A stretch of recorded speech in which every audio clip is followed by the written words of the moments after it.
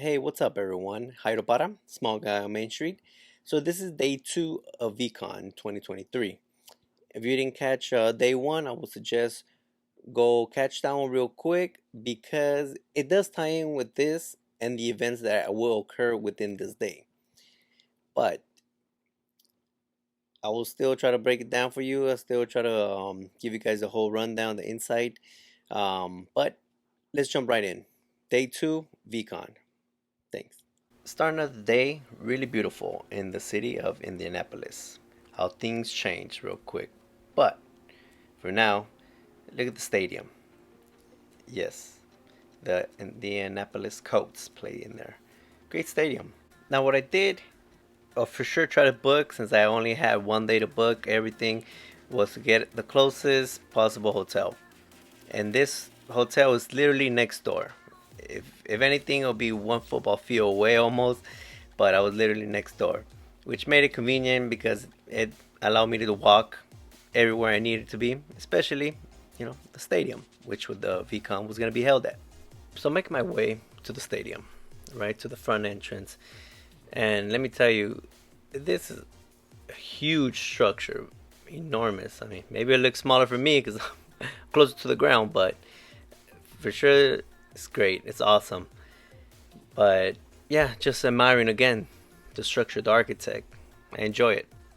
So as I was talking to people the day before, which day one for VCon, I was told and advised to be there early because the prior year it was not too great. The lines were crazy long. That there was some miscommunication in some parts, and it was not the most beautiful thing to see when you're trying to get into the venue the prior year 2022. So I made my way with decent amount of time. There were some people waiting there, but didn't seem out of control, honestly. Seemed like everything was well structured. But of course, this was the advice I got from the previous attendees. Now, people were admitted 30 minutes before. I believe the first keynote speaker was at 11, so they got admitted at 10:30. And you could tell more people walking in. Now, as you could tell, I was waiting outside. I was chilling. I was trying to, talk to people and get interviews and kind of trying to conversate, right? But it wasn't the best strategy because, the day of the keynote speakers are very hectic. People are somewhat in a rush to, try to get to where they ever want to get to. But I did find one. Very grateful. Thank you very much. They did have a business, and remember, that's what I was going for. I was talking to business owners, if possible, or more on the business perspective. But let's jump right into the short interview. All right, man. So I'm Haas from Big Mo's Kitchen. We're a chain based out in Detroit. We got about 6 locations right now. We're planning on going to the Middle East soon, so we're going international. We specialize in new American food. Something different, something where you walk in, it's a diverse menu. It's a quick carry out for the most part. We have this record label my partner is working with. They're called Wealthy, and the artist named Dave 3D. We also have a dessert shop out in Michigan. We're working on an NFT project called BMK Empire. It should be dropping soon. And man, the most important thing is just staying motivated and staying hardworking. The restaurant industry is probably one of the riskiest, one of the hardest. For sure. How do you make it work? How do you think you put it together in a sense to be Keep it successful? operational? Yeah. Okay, so pretty much, man, I mean, number one thing is having the right team, right? Because obviously with 6 locations, not everyone, not one person can take care of the whole thing. So as long as you have the right team, you take care of your guys, make sure everybody is doing the right thing, setting everybody at the task that they're best at, correct? You don't want to throw somebody that's not good at cooking to cook, or someone that's not good at managing to manage. So you got to pretty much weigh out everybody's strengths and weaknesses and be able to direct them, man. So that's the most important thing, is being able to direct everybody to the right position and making sure they're the best at that position. Okay. So yeah, finding the right person for the right job. 100%. Right. Okay. Now, you are branching out, right? You're moving along, you're expanding it. Yes. Right. You guys are you said previously you guys are going to franchise. So right? we actually are a franchise. You are so already. we currently operate 2 franchises. Okay. One in Canton, Michigan, and one in Grand Blanc, Michigan. Mm-hmm. And we're also trying to go international, right? So we're opening a location, hopefully in Lebanon, Beirut, Lebanon, by the end of this year. Interesting. Okay. What's one thing, or many, let's say, Sure. That you may look for, right, when choosing the right person, when hiring? What can you say those are key principles that make up a good employee? Okay, so when it comes down to the restaurant business, man, as most of you guys know, restaurant business is one of the most stressful businesses and one of the most stressful industries. Yeah. It's physically damaging and it's mentally damaging, man, because you're always working, long hours, hard work. Yeah. There's just so much going on, right? So the main fundamental we look for employees is people that are motivated and actually love their craft, right? Because you don't want somebody back there cooking that doesn't love what they're doing. Yeah. So the most important thing is actually loving the process, loving the cooking, putting in the hard work, feeling accomplished after a long day, man. And that's one of the most important things. Also, man, work ethic. So much shit can be taken away from you in this world, man. But when it comes down to work ethic, that's the one thing you cannot take away from a human being, right? Whether it's their characteristics or it's the way they speak, it does not matter. As long as their work ethic is on point, you cannot take that away from them. Yeah. Okay. That's one of the most important things. Agreed. What's one recent strategy or change that you have made that you've seen like a great jump in overall, if revenue or if effectiveness, efficiency, any of that? Any recent changes or strategy? So the thing that allowed me and Mo to expand was not micromanaging everything, right? Putting everybody in a position where they're being supervised by somebody that we personally taught ourselves, right? Yeah. Another thing that got us to expand was obviously social media, man. We do awesome reels. We always got content. I got my content guy over here. We're always on content, man. So content. And pushing it out there to the right crowd, man. Making sure you're staying diverse and motivated, man, to create content. Right, okay. That's the most important thing right now is staying relevant, since there's so much shit going on social. So you got to be able to stay consistent with your posting, stay consistent with your food, stay consistent with the way you manage your guys, man. So. Yeah, I agree. Okay, so let's say one last thing, because this could go on forever, but let's say, how do you make it all work? Like, you're a human. How do you make it all work to where you could, touch on so many projects and, run them all good? Yeah. So you obviously, you come with hardships with the whole thing. Everything, sometimes you get tough. So everything needs its own specific attention, correct? Once you set something up, if you're not keeping your eye on it, putting in the work every day, like even till today, I still put in, 10, 12, 14, 15 hours a day. Yeah. You know what I mean? I'm not just sitting back at home letting shit go, everything go to shit. Yeah. You gotta stay consistent with it. You gotta pay attention to it. It's just like you plant a fucking tree, man. Yeah. Right? You plant the seed, you gotta water it. You gotta make sure it gets enough light. You gotta stay consistently caring for it. Right? You can't just walk away from it and be like, fuck this. Yeah. So this is the most important thing, right? Is to be able to manage your time wisely. Make sure everything that needs attention is getting its attention. And that's how you do it, man. That's my goal, I guess. This is how I do it. Great. Just staying hard work and stay consistent. Okay. Flat out. Oh, cool. All right, man. I appreciate it. Thank you guys. Thanks, man. It's nice to meet you. Where can people follow you? Where can they find you? So you can check us out on Big Mo's Kitchen on Instagram, TikTok, at Big Mo's Kitchen. BigMoeskitchen. Big Mo's Kitchen. All right. Yep. You guys heard it here. Thanks a lot, man. What's yours? Hi everyone, I'm here at the Lucas Oil Stadium, right? This is day 2, right? So, yeah, I'm meeting a lot of great people. For sure, a lot of knowledge here, a lot of ideas, a lot of people that see the future, right, and see this as what it is, or as what it can be. There's a lot of information here that's going to be for Web 3.0. There's a lot of information for NFTs and how that might come into the business world, into the event world. There's a lot of information here on influencers, right? Influencers advice, influencers doing it, content creating, marketing.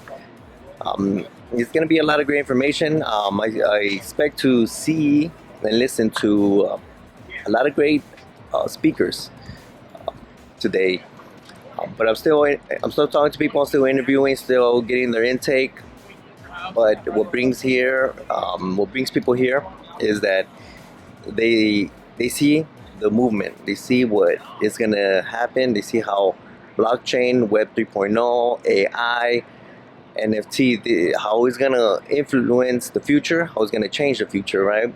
And only time will tell, but there's a lot of attention, there's a lot of gravity being pulled to all of those categories, and we'll see, right? And as this convention keeps growing, and we're gonna see how things keep adapting, right? But I'll keep you guys posted, right? And let's go inside, right? Let's go check it out.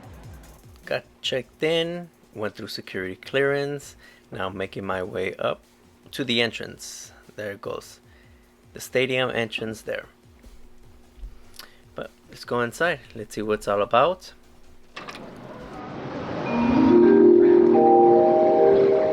This is Veecon Live. Please head to the main stage, or the side stages, or the coffee station, or the bathrooms. It really doesn't matter.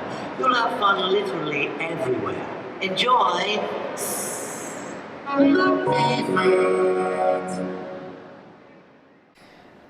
Beautiful entrance, and oddly enough, or coincidentally, I walked in when they gave out that announcement, which was pretty darn awesome at the moment that I opened the door. Thought that was pretty cool. Shout out to Gary V for doing that, right on cue. But as you can see, just walking around right now, every stadium or every venue, every location this occurs, they're gonna do something similar with what they got, right? Depending where it's gonna be held at. As you can see, there was more people there, doing their own interviews, right? There's many people here for sure, creating content, that are influencers, that are whoever they are, right? But that goes out throughout the whole venue. This sense is the stadium, right? Now let's get a good overview of what will be the main stage. You see there's the black covering, the black tarp or black wall over there. That's the main stage, but then this is one of the main central areas here where people are going to gather. But there's going to be other ones, right? As we continue going and walking around to discover more, we're going to see which ones they are, right? So let's head down, let's check it out, let's see what everything's about. Now there's two ways. You go down the slide or there's stairs. But let's do the Gary V way.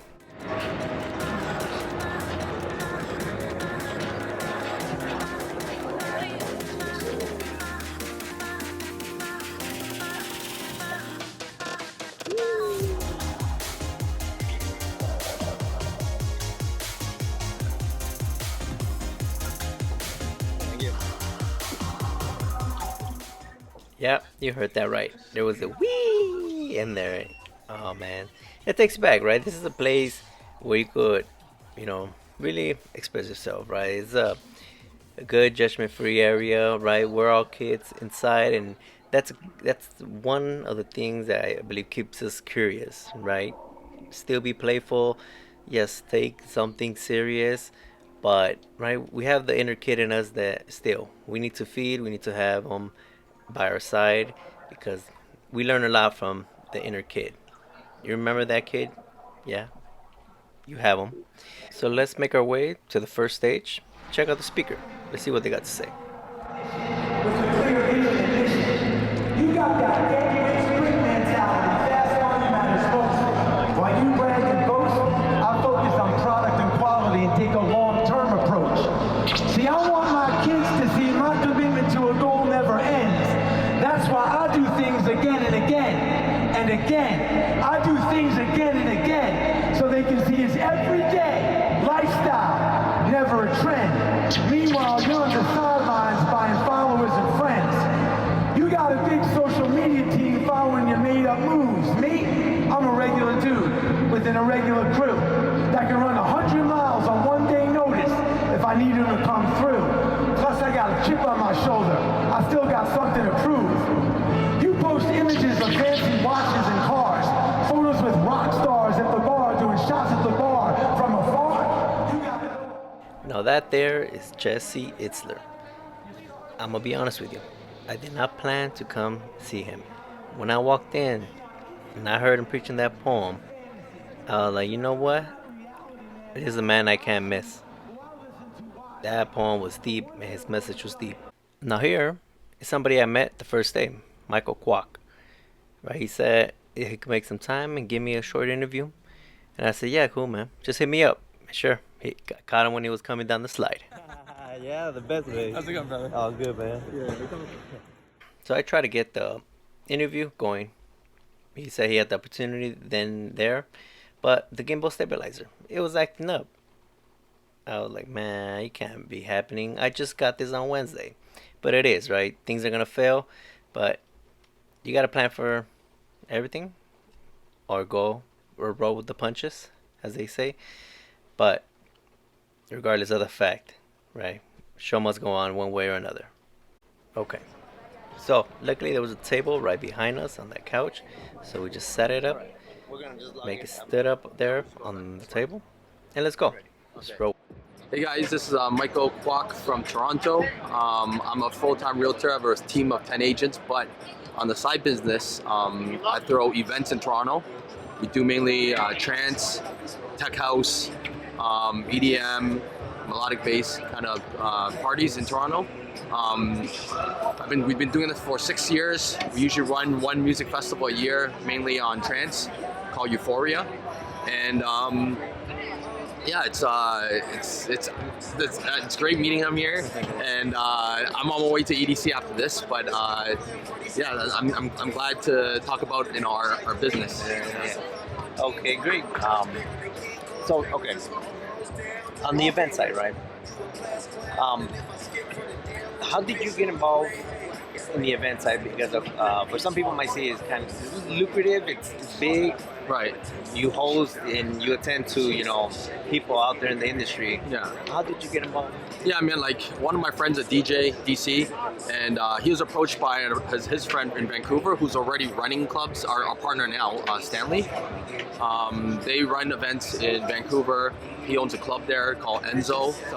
My partner in Vancouver, Stanley, he runs clubs over there, so he wanted to expand in Toronto, and he felt like there's a market in Toronto for trance, right? So trance was a genre that used to be very popular in Toronto, but kind of drifted off a little bit, and he wanted to try it out. So we threw our first big party in Rebel. It's Toronto's biggest nightclub, and we did really well. We had over 2,500 people coming to our event, and it was a huge success. So we did 3 of those events, and it was great. And then after that, we did a music festival called True North in Toronto in 2017. Yeah. Great. Is it a high risk, high reward business? What you do? Right. So we've learned in the music industry that the bigger the party, the higher the risk, right? Because you're paying for the DJ costs, you're paying for their flight, right? You're paying for their meals, transportation, the rider, right? So everything you need to prepare for the green room. And yeah, like the more DJs you have, the more of these you have to do, right? So definitely the bigger the party, the more DJs, more stages, the bigger the risk for sure. And the bigger reward. Potentially, exactly, yeah. So if you do a big music festival and you sell a lot of tickets, you could potentially make a lot. And our partner in Vancouver has done that and it's been very successful, yeah. What has been one of the most recent challenges you have had, and what you do or what did it take to overcome? Yeah, I mean, I won't say recent, but like maybe after the first 3 successful events we had a music festival at True North, and that one we lost a lot of money, Wow. and it was a big learning lesson. It was painful, Yeah. but and I personally lost a lot of. I lost like $70,000 that event alone. However, what we learned from that is like if we persevere, you know, over the years we paid back the investors in the event, people that lend us money to throw that party. The money I invested myself is gone for sure, but what we learned is like we do smaller parties, it's safer, you know. We had 3 successful parties and we did a big party, music festival with Dash Berlin as a headliner, you know, so our cost for the event was significant, right? And because that event, it was raining, right? And then there was other competing events on the same day. It was very difficult to sell tickets. So it was a lesson learned, and since then we've learned to do a little bit smaller events and do them more often and more specific to our genre, and yeah, we learn and grow. Okay. That sounds okay. The whole event, right? You're managing a lot. There's a lot of moving parts Yes, to it, right? yes, correct. Yeah. But you also do your real estate, Yes, right? yeah. What drives you? How do you keep on doing all that? Yeah. So, to be honest, like on the event side, we have a team that works on it. I'm more on the background. Real estate's still my bread and butter, right? But on the day of the event, for sure, I'm helping out. I'm taking care of the green room, doing managing relationships, making sure the DJs are okay, right? They're happy with everything they have. Make sure the transportation is there for the DJs to arrive at the venue and go back to the hotel or going to the airport, right? Making sure the rider is set. DJs have very specific things they want before they go on stage. Certain want some towels, others want different kind of alcohol, some want like Skittles, so the rider could be really anything, right? So we got to make sure everything's in place so we build that relationship, and in the future the DJ will continue to play for us, right? Yeah. What have you learned, right? How this journey that you have gone through, right? Yeah. Or what has it given you? Let's say that. Yeah. Okay. So what's given me? So I say through the event management business, when the greatest gift I have is seeing that people having a good time at my parties, right? And also building that relationship. People come to my event, and honestly, a lot of people that come to my event end up being my clients for real estate. They buy condos, houses, investment properties with me, right? A lot of people could afford to party a lot and whatnot. Could have exposable extra money to invest in real estate as well. So I've gotten deals from my event business because of that, the events I run, right? So that's definitely a big plus. Having good relationship with DJs and becoming friends with them, and then like meeting them in different cities and hang out with them is great. They hear their stories. They got tons of great stories, right? So it's definitely, especially if you like the music, you like the genre, and you like the people in the industry. It's quite rewarding. Yeah. Okay. Yeah, and I'm gonna meet some of them going to EDC today, and this weekend, right? So I'm very excited for that. But you see, he's a busy man, right? Yeah. You're here. You had to devote time for this. Yes. You wanted to be here. Yes. But also, what you like to do is you want to go over there. You're going to Vegas now, right? Yeah. How do you manage? How do you manage? I mean, all the things. So I think managing time is very important, right? Like there's sacrifices for sure, right? This is a 3-day event. I only be here for a day and a half, right? A lot of my friends and partners are already in Vegas right now. They're going to different events, meeting other people, meeting different promoters from different cities there right now already. And these are sacrifices you have to make. There's one or the other, right? But if you could make it work, you definitely would want to try to do that because you gain different kind of knowledge, exposure, different different connections from different people in the industry, from different industries, right? So the people I meet here at Veecon is completely different from what I meet at EDC, and people in the backstage of EDC and whatnot, right? So it's definitely a different experience. Okay. Where could people find you, reach you? Yeah, so if you guys ever want to come to Toronto, come to my events.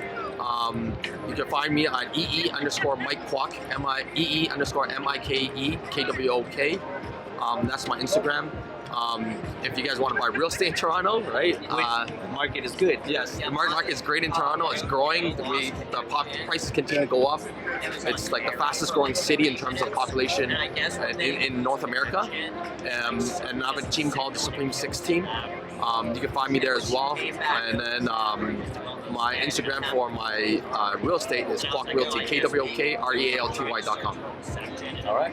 All right, guys. You guys heard Michael. Thanks, guys. I never Take care. had that happen. Other flexible spaces. So, They're talking about WeWork. we're at one of the keynote speakers, right? And just to give you an insight of how it looks, it's pretty crowded, right? Not too bad, but please understand that the more popular the keynote speaker or panel, then it's gonna be a lot more busier. This is up there on the capacity. You can tell there's some individual seats available, but for the most part, if you want to get to see a speaker that is going to be popular, get there within time, right? Just understand that. Off on one of our customer service agents, and you never know what's going on in someone's life, so there's a lot of layers to peel there, but I made it clear it is not acceptable for you to be spoken to that way. You will be taken off of this call. We will handle it from here. They're still the customer, but I'm not going to allow my employees to be abused. I mean, I grew up as a waitress, right? So I know this intimately and deeply, and I benefited from supportive managers who supported the team members, which allowed me, one, to take better care of the customers who were great customers, but also to have more confidence within myself to handle challenging dynamics with customers with grace. So the customer's not always right, but they are the customer. So focus on building that relationship, but protect your employees at all costs. Love that. Over here. So I wasn't ready to record in that previous clip there, but as I was listening to the speaker, I kind of had a sense of what she was gonna go to and what she was gonna state was gonna be something very good, which it is good, right? Remember, I'm here more on the business perspective, which could fall to, customer service, customer relationship, marketing, sales, managing, all that, right? And that one was very important because it talks about customers, especially if you're on the service side or if you're quite frankly in retail as well, but you are there present. So, like I said, that one was really good and I had to record it through my phone, but just know that, pay attention, take notes for sure, record some good speeches or that you believe are going to be good so you could have them 100%, right? Now, like I said, right, there is plenty of activities. There's a lot more than what's going to be given as the keynote speakers and their respected venues, whether giving the speeches. But yeah, there's a lot more going on, and you got to walk around to discover and find out more, right? And this is just one more of them. Upon entry, let's say this would be the south side of the venue, the stadium, right? But it's where you got to just walk around and discover. Country, and on the way out, they said, Mr. Hoffman, thanks for coming, but don't forget your check. And I was like, wait, my check? They said, yeah, we want to buy the kiosk. So like I said, there's a lot more activities, right? There's a lot more people performing, recording something live, or doing a podcast there, or other speakers. But you gotta explore. So you gotta make time to explore if you want to find out more, right? Or you gotta just be like me, just go ahead and enter random doors. Excuse me, you're supposed not to come through here. Huh? You're supposed not to. No? Oh, where's the entrance? No. Where's the entrance for this though? You have to go through that way. Everybody comes. Oh, that way. Oh, can I still go? Oh, you got it. Oh, sorry. Sorry, I didn't know. So quite frankly, I would say be curious. I mean, there are going to be some prohibited areas. Not this one per se. I would just maybe entering through the exit. I'm not sure what was the reason, but this one might have just finished when I came in. They were setting up maybe for the next one, but regardless of the fact, right? Just you gotta explore. As you can see, I'm coming up across the other side, right? You see the slide over there on the far, which is the main entrance. So you got to keep on moving, right? You got to check out the map, see where everything lays out and where you want to be at what time. And if you have free time, then roam around, talk to people, and see what's going on. And one of the keynote speakers that they wanted to catch was Drew Barrymore. She has a very great story for sure, but you know, like I said, you just got to make time to catch whoever you want to catch, and see how you go manage your schedule, right? Some people are here for the keynote, some other people are mostly networking, but however it works for you, right? Just make it happen.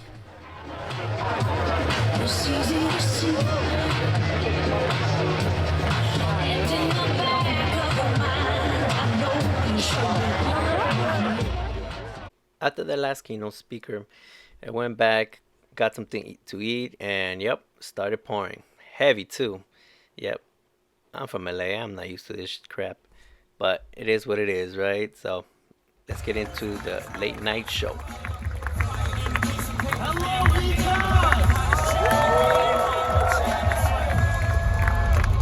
Thank you. That was a long walk. All right, sit the fuck down. First of all, And there's the view from my hotel room. Like I said, it's literally right across from the stadium, which is convenient. But Andrew Schultz killed it. Everybody enjoyed the night. It was awesome. And that was the end of day 2. A lot of good stuff. So that wraps up day 2, right? What do you guys think? The one thing to take away is that the first day is pretty critical. It is pretty critical for you to continue. Now that's on the perspective that you want to meet other people, you want to know about them, right? Because with Michael, I met him on the first day. I was literally just chilling, waiting for the Busta Rhymes, and then he came up, he sat on the bench with me, and then we started chatting it up. It was just from that, right? We developed a relationship. He got to know me, I got to know him, and like I said, I talked to him later on, and said, hey, whenever you have time, give me a short interview, right, for the page, um, and he did, right? He did. So, but besides that, I mean, there's many more people that I did meet, right? In which we're gonna get a little more into the third day, right? But I hope I gave you a good walk around of what it is, what you can expect at one of the venues, of what may be the setup, depending the location or the venue is where everything may be placed. But at least you may have an idea of what you can expect. Well, maybe they have a little bit of this, a little bit of that. But like I said, I didn't record a lot. On some critical areas because I was there for the moment as well, right? I was there to embrace it, to take it in, not just to record. I hope I gave you a good enough of what the day is about. But let's jump in, right? Let's go to the next day. Thank you guys for watching.